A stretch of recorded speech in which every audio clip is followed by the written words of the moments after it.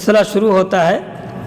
ہمارے پہلے مدرس امتیاز احمد سلفی داعی IPC آپ کے درس کا موضوع ہے توحید کے منافع امور۔ آپ سے گزارش ہے کہ آپ اپنا درس پیش کریں۔ جزاکم اللہ خیراً۔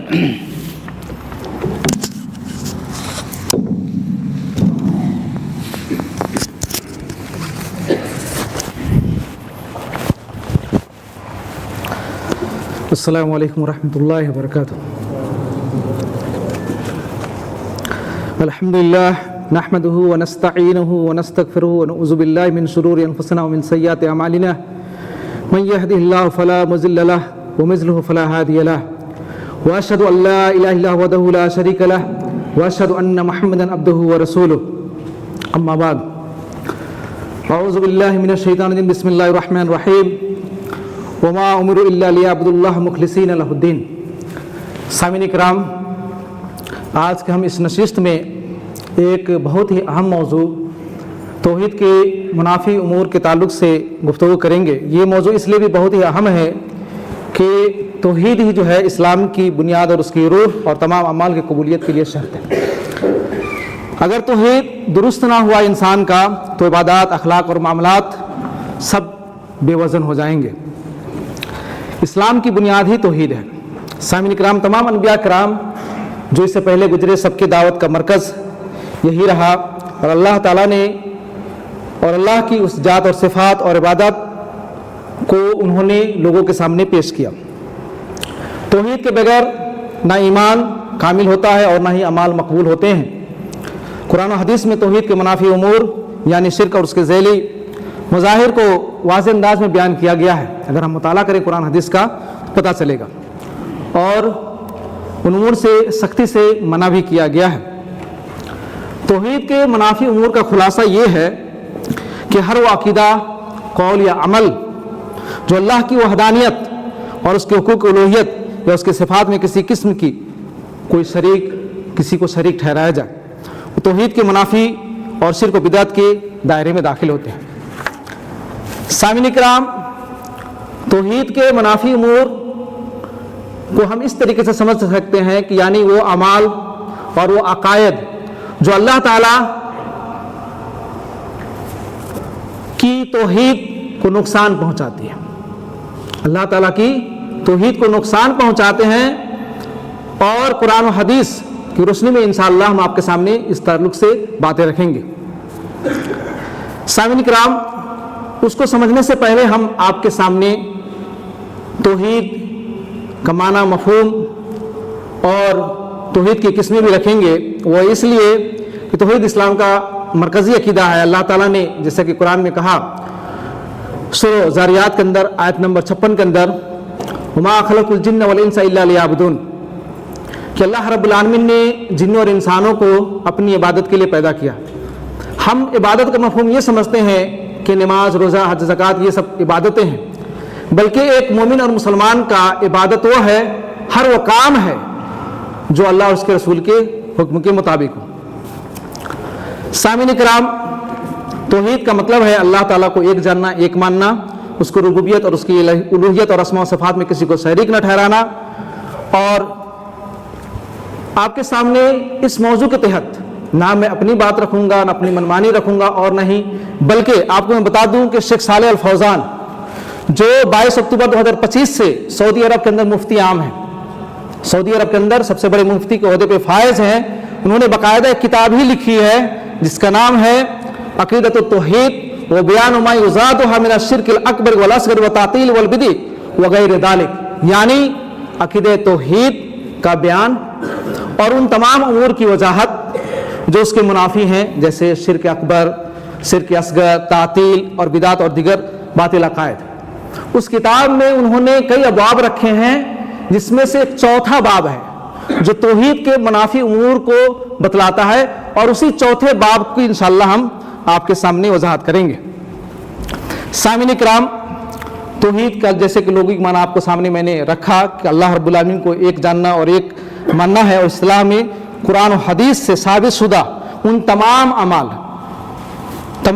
میں اللہ تعالیٰ کو وحید یا توحید یا ایک ماننا ہے اللہ تعالیٰ نے جو قرآن و حدیث کے اندر ثابت ہے، وارد ہے، یعنی یہ کہ اللہ تعالیٰ کو اس کی ذات، اس کی صفات اور اس کے افعال اور عبادت میں اکیلا ماننا۔ سامعین کرام، قرآن مجید کے اندر اللہ رب العالمین نے ارشاد فرمایا، قرآن میں ہے وَمَا أُمِرُوا إِلَّا لِيَعْبُدُوا اللَّهَ مُخْلِصِينَ لَهُ الدِّينَ۔ اس کا مطلب یہ ہے کہ ہم کو، یعنی انہیں اس کی بات کے سوائے کوئی حکم نہیں دیا گیا کہ وہ اللہ رب العالمین کی صرف عبادت کرے اور اسی کے لیے دین کو خالص کرے۔ سامعین کرام، اسی طریقے سے اللہ کے رسول صلی اللہ علیہ وسلم نے ارشاد فرمایا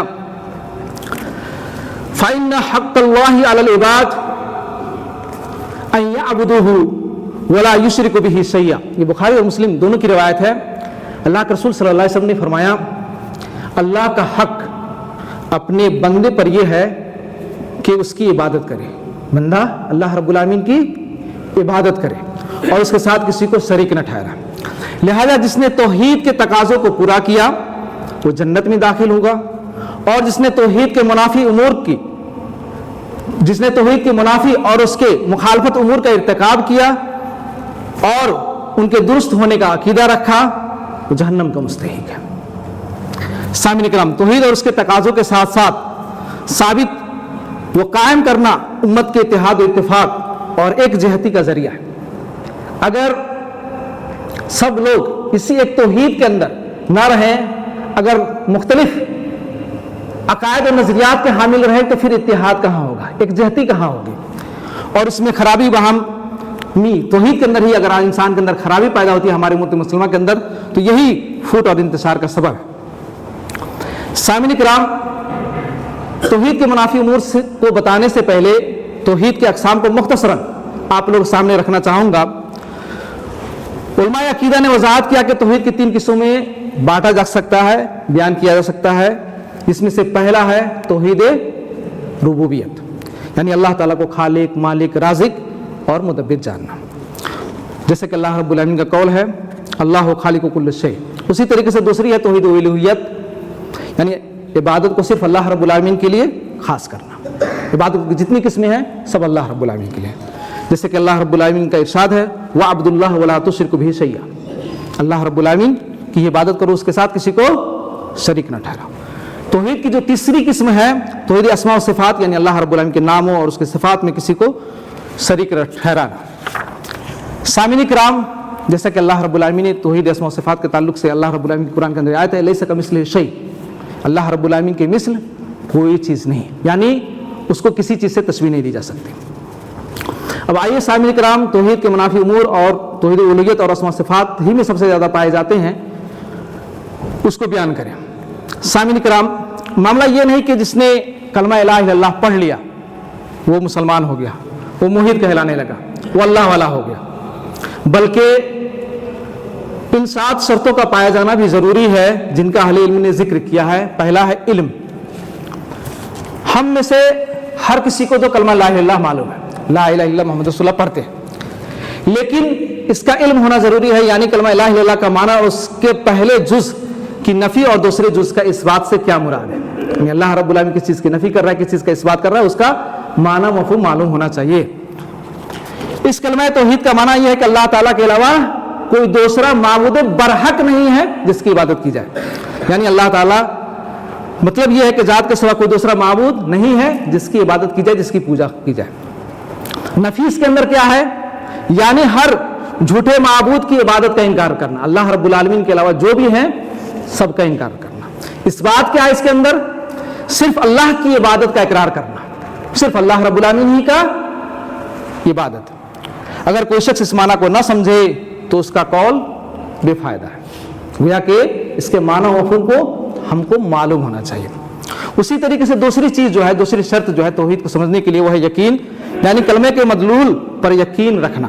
اس کا مطلب یہ ہے یعنی اس کلمہ پر دل میں شک نہ ہو، کلمہ تو پڑھ لیا زبان سے لیکن دل کے اندر شک ہے، پختہ نہیں ہے، تو گویا کہ وہ شخص کامل توحید والا موحد نہیں ہے۔ جیسے کہ اللہ رب العالمین نے فرمایا انما المؤمنون الذین آمنوا باللہ ورسولہ ثم لم یرتابوا، سورہ حجرات کی آیت نمبر 15 کے اللہ نے کہا یعنی ایمان وہی ہے جس میں شک کی کوئی گنجائش نہیں ہے۔ سامعین کرام میں آگے بڑھتا ہوں جلدی سے. تیسری جو شرط یہ ہے قبول، یعنی اس کلمہ کے مقتضا و مطالبہ کو دل و زبان سے قبول کرنا، یعنی اللہ کی عبادت کے احکام کو ماننا، انکار نہ کرنا. اگر کوئی شخص زبان سے کلمہ پڑھ لے مگر دل میں انکار کرے تو وہ شخص موحد نہیں ہے، قبول کرنا ضروری ہے. اسی طریقے سے چوتھی جو چیز ہے وہ ہے انقیاد، یعنی کلمہ کے مقتضا کے مطابق عمل کرنا. کلمہ جو کچھ بھی اس کا جو مقتضا ہے، اس کا مطالبہ ہے، اس کے مطابق عمل کرنا، اللہ کے احکام کی پیروی کرنا. صرف مان لینا کافی نہیں ہے، جیسے کہ ہمارے یہاں ہم تو مسلمان ہیں، بلکہ اللہ رب العالمین نے کیا کہا ہے، جو اللہ رب العالمین جس کی عبادت میں کسی کو شریک نہیں کیا، اس نے کیا کیا کہا ہے آپ کو کرنے کے لیے، اس کو کرنا ضروری ہے. پانچویں جو چیز ہے وہ صدق، یعنی زبان سے کلمہ کا اقرار کرنا اور دل سے اس کی تصدیق کرنا. دل کے اندر کھٹک ہے، اللہ والے نہیں. زبان سے پڑھ لینے کے ساتھ دل سے بھی اس کی سچائی کو تصدیق کرنا ضروری ہے. منافقین کی مثال دی گئی ہے، کہا جاتا ہے کہ وہ زبان سے کلمہ تو پڑھتے تھے. اللہ کے رسول صلی اللہ علیہ وسلم کے دور میں منافق کن کو کہا جاتا تھا؟ وہ تو مسلمان ہی ہوتے تھے نا. زبان سے تو کلمہ پڑھے ہوئے ہوتے تھے لیکن دل میں ان کے یقین نہیں رکھتے تھے، اس لیے ان کی تصدیق لازمی ہے. چھٹی جو چیز وہ ہے اخلاص، یعنی ایسا اخلاص جو ریا کے منافی ہو، یعنی کلمہ کو خالص نیت کے ساتھ پڑھنا، ریاکاری یا دنیاوی مقصد کے لیے نہیں. جیسا کہ اللہ رب العالمین نے قرآن میں کہا الا للہ الدین الخالص، یعنی دین صرف اللہ کے لیے خالص ہونا چاہیے، یہ ہے اخلاص. ساتویں جو چیز ہے وہ ہے محبت، یعنی کلمہ اور اس کے مدلول سے محبت ہو. اس کا مطلب کیا ہے؟ یعنی اس کلمہ اور اس کے تقاضوں سے محبت رکھنا، اور اس کے دین اور اس کے رسول صلی اللہ علیہ وسلم سے محبت ایمان کا تقاضا ہے.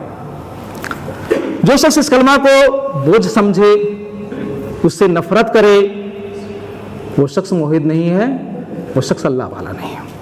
سامعین کرام دینی بھائیو، ہمارے اوپر توحید اور اس کے تقاضوں کے ساتھ ساتھ ثابت قدم قائم اور کرنا اور کلمہ لا الہ الا اللہ کے شرطوں کو مکمل کرنا بھی ضروری ہے. اسی طرح ہر قسم کے چھوٹے بڑے شرک اور اس تک پہنچانے والے تمام راستے، شرک تک پہنچانے والے تمام، شرک کرنا نہیں، شرک تک پہنچانے والے تمام راستے سے خوف اور اجتناب بھی ضروری ہے. ہم شرک تھوڑی نہ کر رہے ہیں، ہم تو صرف گئے تھے وہاں. سامعین کرام آگے بتاؤں گا آپ کو، کیونکہ شرک سب سے بڑا ظلم ہے. اللہ رب العالمین نے کہا ان الشرک لظلم عظیم، اللہ تعالیٰ سوائے شرک کے مسلم کے تمام گناہوں کو معاف کر دے گا. اس لیے اس کا بیان کرنا ضروری ہے. میرے بھائیو، اب ہم آپ کے سامنے اہل علم کے بیان کی روشنی میں توحید کے منافی اور اس کے خرابی پیدا کرنے والے بعض امور کا ذکر کرتے ہیں تاکہ آپ اس سے بچ سکیں.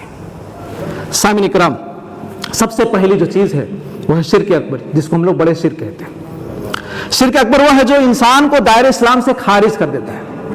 شرک اکبر کا مرتکب دائرہ اسلام سے خارج ہو جاتا ہے، جس کے معافی توبہ کیے بغیر نہیں ہے. جب تک آپ توبہ نہیں کریں گے تب تک اللہ رب العالمین معاف نہیں کرے گا. اللہ رب العالمین سورہ نساء آیت نمبر 48 کے اندر کہا ہے ان اللہ لا یغفر ان یشرک بہ ویغفر ما دون ذلک لمن یشاء ومن یشرک باللہ فقد افترى اثما عظیما. سامعین کرام، اللہ رب العالمین یقیناً اللہ تعالیٰ اپنے ساتھ کسی کو شریک کی جانے کو نہیں بخشتا، معاف نہیں کرتا. اس کے سوا جسے چاہے بخش دیتا ہے، اور جو اللہ تعالیٰ کے ساتھ شریک مقرر کرے اس نے بہت بڑا گناہ اور بہتان باندھا، اتنا بڑا. اب شرک اکبر کس کو کہتے ہیں؟ شرک اکبر کی چند مثالیں لے لیتے ہیں. جیسے اللہ کے سوا کسی کو سجدہ کرنا، چاہے وہ کسی چیز کو سجدہ کرے، چاہے وہ قبر کی سجدہ کرے، چاہے کسی انسان کو سجدہ کرے. اسی طریقے سے غیر اللہ سے دعا مانگنا، اللہ کے علاوہ کسی سے دعا مانگے. اولیاء یا انبیاء کو مشکل کشا ماننا، مشکل اور حاجت روا یہی ہے ان کو سمجھنا. کسی کو غیب دان مطلق طور پہ جاننا کہ وہ شخص بھی آگے اور پیچھے پروکس کی باتوں کو جانتا ہے اور سمجھتا ہے. اللہ رب العالمین نے قرآن کے اندر کہا ہے وَمَن يَدْعُ مَعَ اللَّهِ إِلَٰهًا آخَرَ لَا بُرْهَانَ لَهُ بِهِ فَإِنَّمَا حِسَابُهُ عِندَ رَبِّهِ إِنَّهُ لَا يُفْلِحُ الْكَافِرُونَ. سورہ مومنون کی آیت ہے، آیت نمبر 117 کے اندر اللہ رب العالمین نے کہا جو شخص اللہ کے ساتھ کسی دوسرے معبود کو پکارے جس کی کوئی دلیل اس کے پاس نہیں ہے، بس اس کا حساب تو اس کے رب کے اوپر ہی ہے. بے شک کافر لوگ نجات سے محروم ہیں. سامعین کرام، دوسری چیز توحید کے منافی ان میں سے ہوا ہے شرک اصغر، چھوٹا شرک. اس کو چھوٹا مت سمجھیے گا. اللہ کے رسول سے بے شک یہ وہ شرک ہے جو انسان کو اسلام سے تو خارج تو نہیں کرتا ہے مگر اس کے اعمال کو ضائع و برباد کر دیتا ہے۔ نبی کریم صلی اللہ علیہ وسلم نے فرمایا ان اخوف ما اخاف علیکم الشرک الاصغر۔ اللہ کے رسول صلی اللہ علیہ وسلم نے کیا کہا؟ مجھے تم پر سب سے زیادہ جس چیز کا خوف ہے، سب سے زیادہ جس چیز سے میں ڈرتا ہوں وہ ہے شرک اصغر۔ یہ شرک اصغر ہے کیا؟ صحابہ کرام نے پوچھا اللہ کے رسول صلی اللہ علیہ وسلم وہ کیا ہے؟ آپ صلی اللہ علیہ وسلم نے فرمایا الریا۔ مسند احمد کی روایت ہے اور یہ حسن روایت ہے، شعبہ نے اس کو حسن قرار دیا ہے۔ سامعین کرام، شرک اصغر کی بھی چند مثالیں لیتے ہیں کہ شرک اصغر کیا ہے۔ جیسے کہا دکھاوا، عبادت دکھاوے کے لیے کرنا۔ ہم نماز تو پڑھیں لیکن مقصد یہ نہ ہو کہ اللہ رب العالمین راضی اور خوش ہو جائے۔ فلانے لوگ کہیں کہ ہاں بہت بڑا نمازی ہے، گاؤں سماج میں جو ہے ہم بزرگ ہو گئے ہیں، نماز نہیں پڑھیں گے تو لوگ کیا کہیں گے؟ تو عبادت کرے دکھاوے کے لیے، نیکی پر لوگوں کی تعریف کرنا۔ ہم حج کر لیں گے تو لوگ ہم کو حاجی کہیں گے۔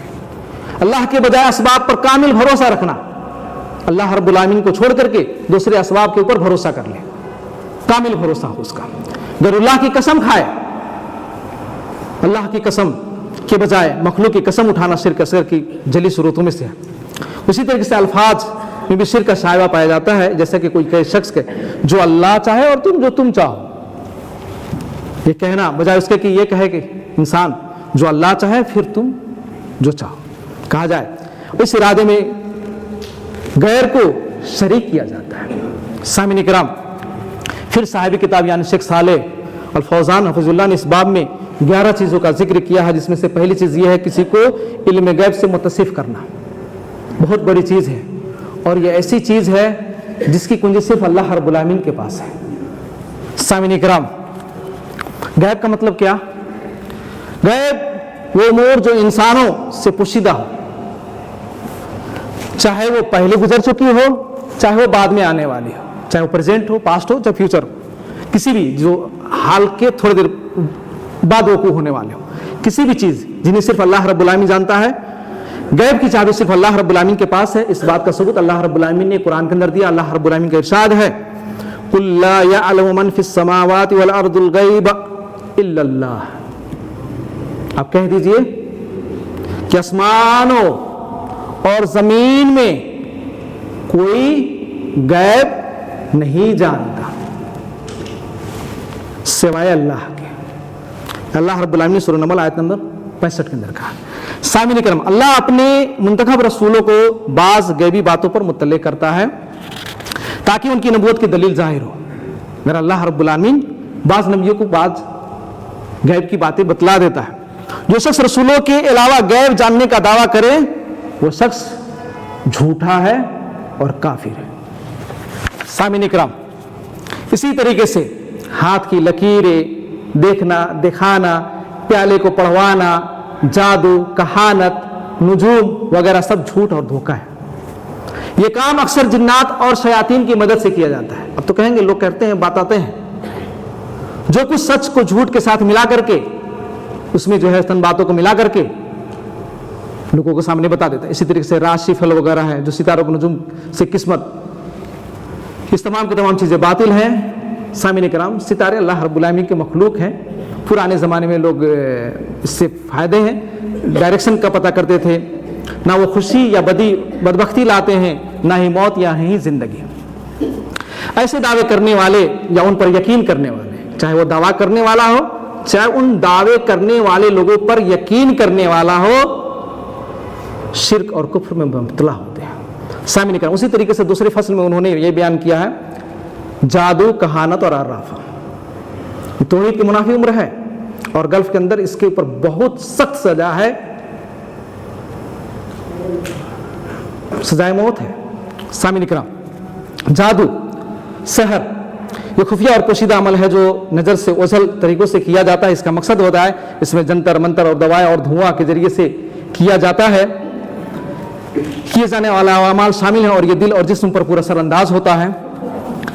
اس کا مقصد ہوتا ہے بیماری، قتل یا میاں بیوی کے درمیان جدائی پیدا کرنا۔ شہر شیطانی عمل ہے، اکثر اس میں شیاطین سے مدد لی جاتی ہے، ان کے قریب ہو کر کے شرکی اعمال کیے جاتے ہیں۔ جب تک آپ شیطان کی مکمل بات نہیں مانیں گے آپ کو جادو کا ایک نقطہ بھی جو ہے غیب کی باتیں نہیں بتائے گا۔ اللہ رب العالمین نے قرآن مجید کے اندر کہا وَلَكِنَّ الشَّيَاطِينَ كَفَرُوا يُعَلِّمُونَ النَّاسَ السِّحْرَ. اللہ رب العالمین سورہ بقرہ آیت نمبر 1 کے اندر کیا کہا؟ بلکہ یہ کفر شیطانوں کا تھا، وہ لوگوں کو جادو سکھایا کرتے تھے. اور آج مسلمان سامعین کرام یہ کفر اور شرک ہے، اور صحابہ کرام نے سحر کرنے والوں کو قتل کیا ہے. سامعین کرام تفصیل میں نہیں جانا چاہتا ہوں. آج کل لوگ اسے فن کہتے ہیں، کھیل سمجھ کر کے مقابلے اور جشن کرتے ہیں جو کہ دین کی مخالفت ہے. اسی طرح سے کہانت کسے کہتے ہیں اور عرافت کسے کہتے ہیں؟ غیب دانی کا دعویٰ کرنا، جو چیز بعد میں آنے والی ہے، مستقبل میں، فیوچر میں ہو، اس کا جو ہے دعویٰ کرنا، پریڈکشن.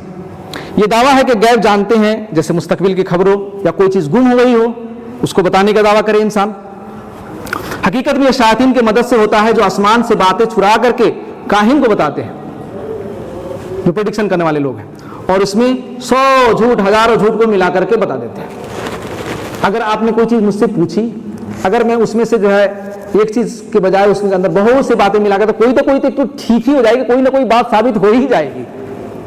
یہی کرتے ہیں لوگ. قرآن میں اللہ رب العالمین نے فرمایا تنزل علی کل آفاق اثیم یلقون السمع واکثرهم کاذبون. سورہ شورى کے اندر آیت نمبر 221 کے اندر اللہ رب العالمین نے فرمایا وہ ہر ایک جھوٹے گناہگار پر اترتے ہیں اور سنائی ہوئی باتوں کو پہنچا دیتے ہیں، اور ان سے اکثر جھوٹے ہوتے ہیں. سامعین کرام جو شخص کاہن پر ایمان لائے، اس طرح کے لوگ جو جھاڑ پھونک کرنے والے، اس طرح کے جو غیب کی باتیں بتانے والے ایمان لائے، وہ کفر کرتا ہے. اللہ کے رسول صلی اللہ علیہ وسلم کی حدیث ہے، باقاعدہ صریح حدیث، اللہ کے رسول صلی اللہ علیہ وسلم نے فرمایا من اتی کاہنا فقد کفر بما انزل علی محمد. جو شخص کسی کاہن یا نجومی کے پاس آئے غیب کا حال جاننے کے لیے، تو اس نے ان چیزوں کا انکار کیا جو محمد صلی اللہ علیہ وسلم پر نازل کی گئی. ترمذی کی روایت ہے اور صحیح روایت ہے، حدیث نمبر 135 کے اندر ہے. سامعین کرام یہ بھی شرک ہے کہ ربوبیت، یعنی یہ جو بات ہے دعویٰ کرنا، یہ شرک ہے، اور یہ ربوبیت کے اندر ہے اس حساب سے کہ اللہ کے علم میں شریک مانا گیا، اور الوہیت کے اندر بھی ہے اس حساب سے کہ شیطان کو خوش کرنے کے لیے عبادت کیا اس نے. سامعین کرام تمام کے تمام فریب اور دھوکہ دہی ہے. سحر اور کاہن کا اکثر خود تو طبیب، یعنی بعض دفعہ جو ہے نا کہتے ہیں کہ ہم بیماریوں کا علاج کرتے ہیں، مریضوں کو غیر اللہ کے نام پر ذبح کرنے کا حکم دیتے ہیں. تمہاری بیماری ٹھیک ہو جائے گی، جاؤ ایک مرغے ذبح کر دو، یا تعویذ اور طلسم دیتے ہیں. بعض گمشدہ اشیاء بتلاتے ہیں کہ آپ کی سامان یہاں گم ہو گیا اور وہاں فلاں جگہ ہے. بعض کرامات کا دعویٰ کرتے ہیں، جیسے آگ میں داخل ہو جانا، گاڑی کے نیچے لیٹ جانا، اور بہت سے جو ہے خرافات کرتے ہیں. حقیقت میں یہ سب شیطانی ہیں، شعبدہ بازی یا خفیہ ہیلے ہیں. اس کے اندر کچھ نہ کچھ جو ہے نا وہ ہیلے چھپے ہوئے رہتے ہیں. اور اسی طریقے سے جس طریقے سے فرعون کے جادوگر کے نے رسیوں کے ذریعے سے، لاٹھیوں کے ذریعے سے سانپ دکھاتے تھے. سامعین کرام جادو، کہانت، عرافہ یہ سب شیطانی اور شرکی اعمال ہیں جو عقیدہ کو بگاڑتے ہیں. ان کا مقصد لوگوں کو دھوکہ دینا ہے، ایمان کو کمزور کرنا ہے. مسلمان کو چاہیے کہ ان سے مکمل اجتناب کرے اور انہیں کھیل اور فن اور آرٹ نہ سمجھے. سامعین کرام تیسری فصل میں جو ہے نا صاحب کتاب نے یہ کہا ہے قبر اور مزارات پر نذر و نیاز پیش کرنا. سامعین کرام نبی کریم صلی اللہ علیہ وسلم نے شرک کے تمام راستے بند کیے، اور خاص طور پر قبروں کے بارے میں سخت ہدایات دی تاکہ لوگ غلو اور عبادت میں نہ پڑیں.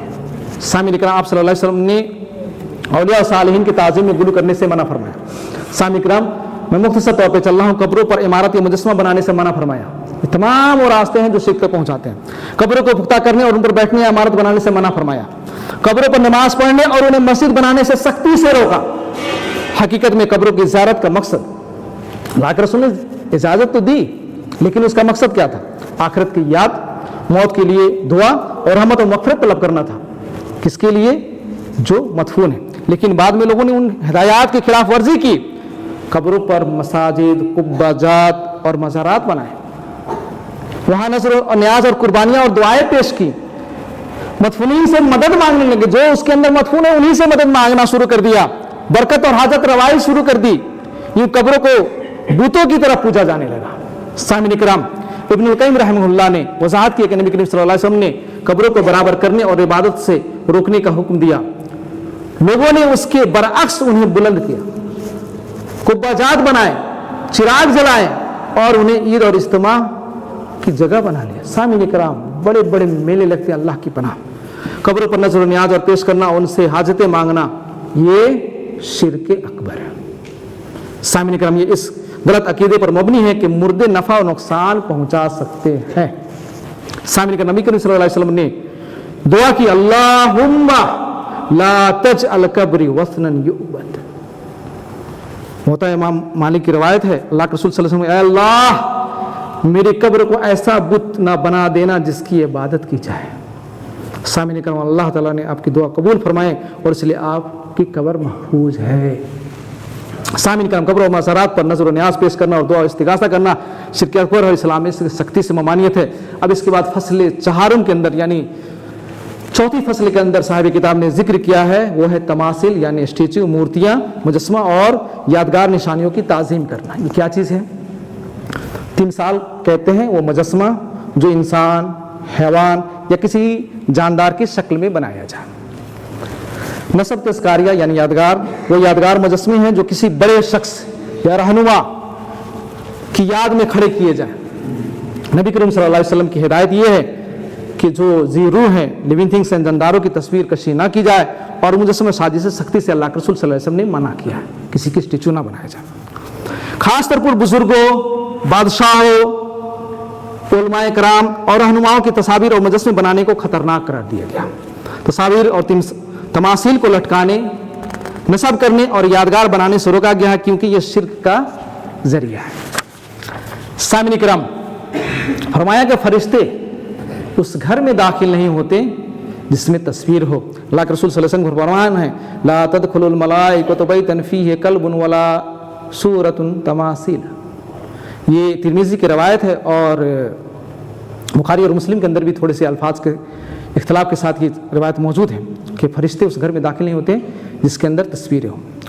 سامعین کرام تاریخی مثال آپ لے لیں قوم نوح کے اندر یہ واقعہ مشہور ہے، سب لوگ جانتے ہیں۔ چند لوگ جو نیک تھے ان کی وفات کے بعد شیطان ان لوگوں کی یاد میں مجسمے بنانے کا اکسایا، آ کر کہا یاد کرو، کیسے یاد کرو تو بیٹھ کر ان کی کوئی تصویر بنا لو، مجسمے بنا لو، مورتی بنا لو، یاد کرو۔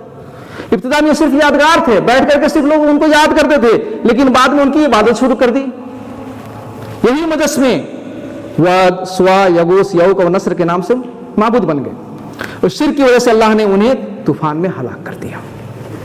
یہ کہنا غلط ہے کہ اب لوگ شرک کو سمجھ چکے ہیں، کیا ضرورت ہے ان سب باتوں کو کرنے کی، کیونکہ جہالت دوبارہ پیدا ہو سکتی ہے۔ حضرت ابراہیم علیہ السلام نے بھی اپنے اور اپنی اولاد کے لیے بت پرستی سے بچنے کی دعا کی تھی۔ سامعین کرام مجسمے بنانا، نصب کرنا اسلام میں سختی سے ممنوع ہے اور یہ شرک اور عقیدہ کو بربادی کا ذریعہ ہے۔ سامعین کرام اسی طریقے سے پانچویں فصل کے اندر صاحب کتاب نے کہا دین کا مذاق اڑانا، ہم بہت لبرل بنتے ہیں، اس کے مقدسات یا اس کے حرمات کی توہین کرنا۔ یہ کیا ہے؟ قرآن میں واضح کہ اللہ تعالیٰ نے آیات یا رسول اللہ صلی اللہ علیہ وسلم کا مذاق اڑانا کفر ہے۔ قد کفرتم بعد ایمانکم، سورۃ توبہ کے اندر آیت کے اندر 65 اور 66 کے اندر کہا منافقین نے رسول صلی اللہ علیہ وسلم کا مذاق اڑایا جس پہ یہ آیت نازل ہوئی۔ سامعین کرام مذاق اڑانے کا مطلب کیا؟ توحید کو حقیر سمجھنا، شرک کو عظیم جاننا، انبیاء کو بیوقوف، سفیہ، گمراہ یا مجنون کہنا جیسا کہ مشرکین کیا کرتے تھے، قبروں کو معبود بنانا، ان کی عبادت کو بڑا سمجھنا جبکہ توحید کی معمولی جاننا، یہ سب ہے دین کی استہزاء کرنا۔ جو کسی مخلوق کو اللہ کی طرح محبت کرے وہ مشرک ہے۔ فرق ضروری ہے اللہ کے لیے محبت کسی شخص سے اور اللہ کے ساتھ محبت۔ سامعین کرام استہزاء کی اقسام ہو سکتے ہیں۔ پہلی قسم ہے صریح مذاق، ڈائریکٹلی طور پہ دین کو جو ہے نا پانچواں مذہب کہہ دینا، یا یہ کہنا کہ اہل دین کو جو ہے بھوکے ہوتے ہیں، جھوٹے ہوتے ہیں، بزدل ہوتے ہیں جو دینی لوگ ہیں، یا انڈائریکٹلی طور پہ غیر صریح طور پہ یہ کہنا اشاروں اور کناروں میں، آنکھوں اور زبانوں یا ہاتھوں سے قرآن کا مذاق اڑانا، یہ کہنا کہ اسلام قرآن وسطیٰ کے لیے تھا، پرانے زمانے کی بات ہے، اب تو اپڈیٹ ہونی چاہیے۔ سامعین کرام اسلام اور قرآن ہی ایسی چیز ہے جس کے اندر اپڈیٹ کا کوئی ورژن نہیں ہے، آج کے دور کے لیے نہیں ہے۔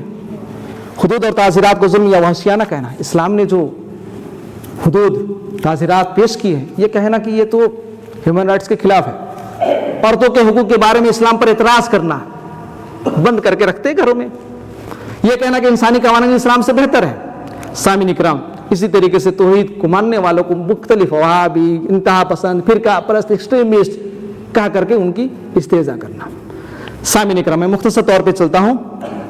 چھٹی چیز جو ہے اللہ رب العالمین کے شریعت کے علاوہ دوسرے قوانین کے مطابق فیصلہ کرنا. ایمان کا تقاضا یہ ہے کہ اللہ پر ایمان اور عبادت کا لازمی حصہ یہ ہے کہ اس کے حکم کو مانا جائے, اس کے قوانین پر راضی رہا جائے اور اختلافات میں قرآن حدیث کی طرف رجوع کیا جائے. ہمارے اور آپ کے بیچ میں اختلاف ہو تو کہاں جائے؟ قرآن حدیث کی طرف.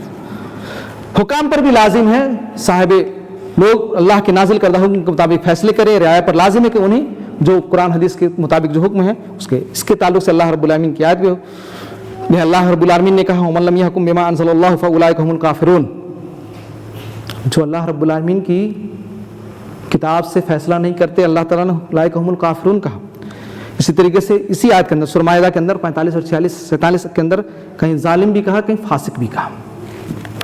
سامعین کرام, اللہ رب العالمین کے حکم کے بغیر کی صورتیں یعنی اللہ رب العالمین کے یعنی حکم بغیر ما انزل اللہ کی صورتیں کیا ہو سکتی ہیں؟ وہ یہ ہو سکتی ہیں کہ اگر کوئی عقیدہ رکھے کہ اللہ کا حکم واجب نہیں ہے, اللہ کا حکم واجب نہیں ہے, تو یہ جو ہے نا کفر اکبر ہے اور یہ ملت سے خارج کرنے والی چیز ہے.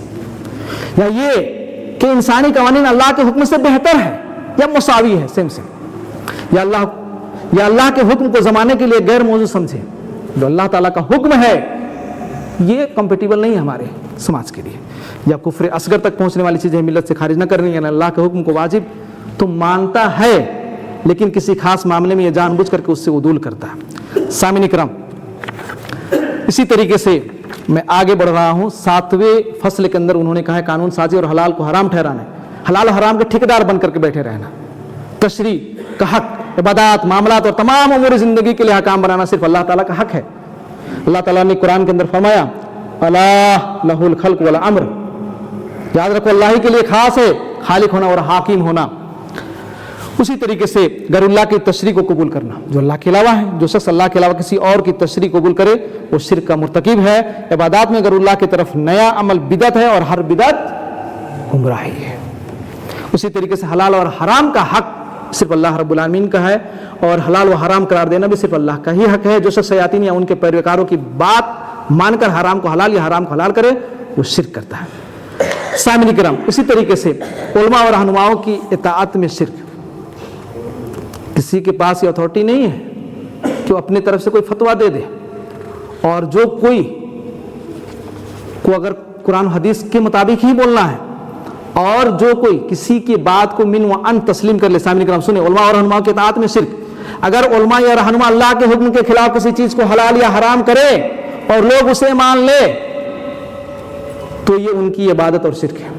حدیث میں نبی کریم صلی اللہ علیہ وسلم نے عدی بن حاتم کو بتایا کہ ان کی اطاعت اسی طرح سے عبادت بن جاتی ہے جب انہوں نے یہودیوں کے تعلق سے کہا.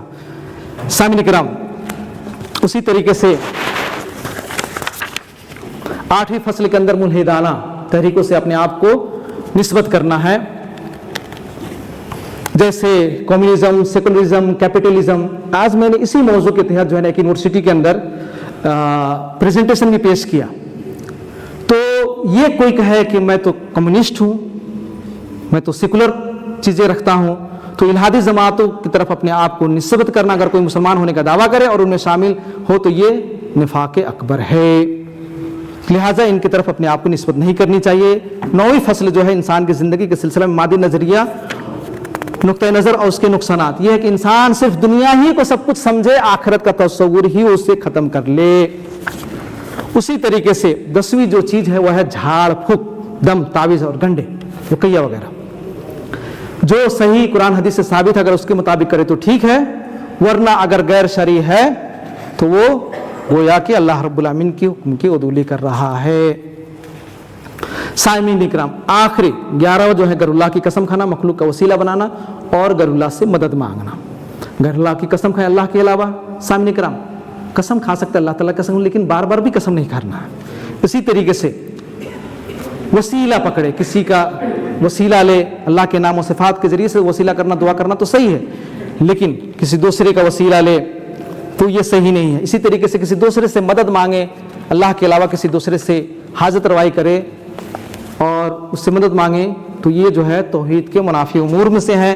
لہٰذا معلوم نہیں ہوا کہ علم غیب صرف اللہ کے پاس ہے. جادو کہانت اور نجومی کا پیشہ توحید کی مخالفت ہے اور قبروں پر نظر و نیاز چڑھانا اور ان سے مدد مانگنا شرک ہے.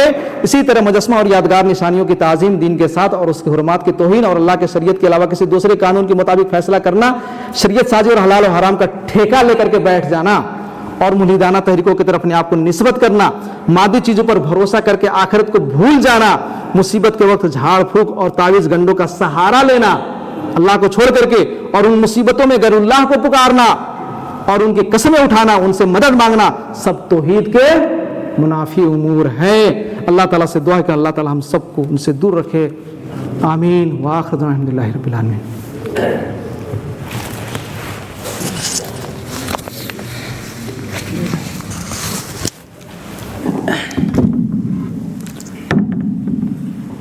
جزاک اللہ خیر شیخ، اللہ تعالیٰ آپ کو جزائے خیر دے. بہت ہی اہم موضوع پر آپ خطاب کر رہے تھے اور سامعین، ہمارے محترم سامعین بھی بہت ہی سنجیدگی سے سن رہے تھے. زباں سے کہہ بھی دیا لا الہ تو کیا حاصل، دل و نگاہ مسلمان نہیں تو کچھ بھی نہیں. اگرچہ بت ہے جماعت کی آستینوں میں، مجھے ہے حکم ادا لا الہ الا اللہ.